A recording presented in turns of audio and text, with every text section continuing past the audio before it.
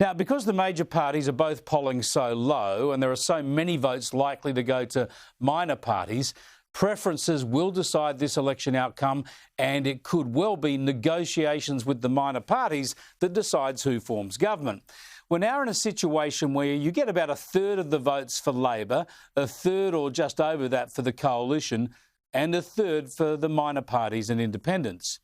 And a big player again this year under a new banner, the Trumpet of Patriots, is Clive Palmer. His advertising is everywhere. As you know, you can't miss it.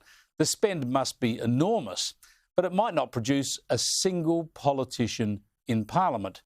The Trumpet of Patriots ads keep telling us that Sue Ellen Wrightson will be the next Prime Minister. A hilarious claim. I mean, she might win the Brownlow too.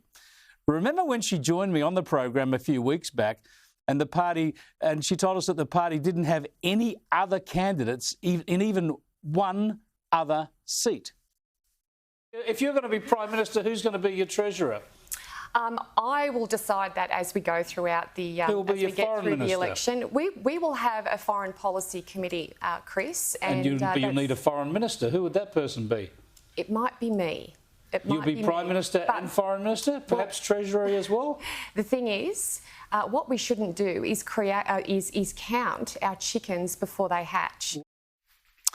Yeah, it was pretty farcical. And since then, the organisation has come up with a bunch of candidates. They're running in most seats.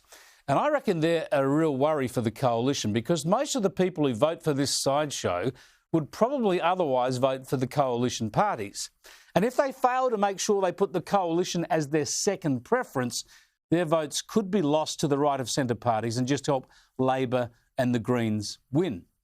And so we've seen one Trumpet of Patriots candidate, Jason Smart, pull out because he's disgusted that his party's official how to vote card for Flinders in Victoria was preferencing a Teal candidate ahead of the coalition, which would only help Labor and the Greens in the end.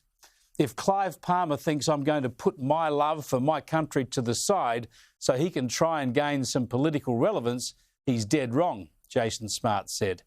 I'm nobody's chump. Good on him. He's now urging people to put him last and vote for the right of centre parties. He's going to be helping the One Nation candidate. This is a very important side story because it gets to the main game for this election. It's the fracturing of the right of centre vote that's hurting the coalition parties.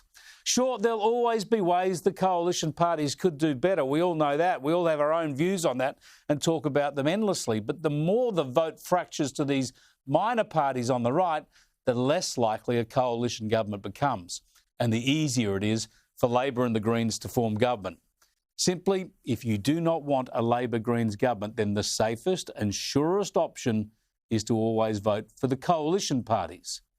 And just on preferences, Labor is preferencing the Greens all over the place.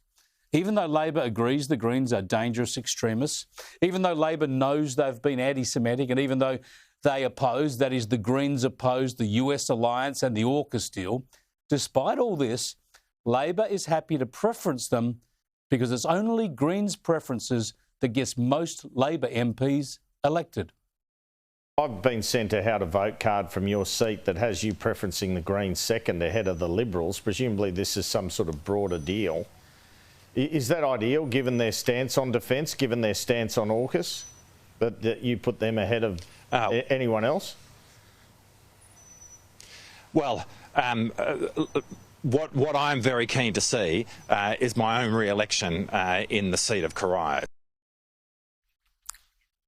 Blah, blah, blah, I want to win.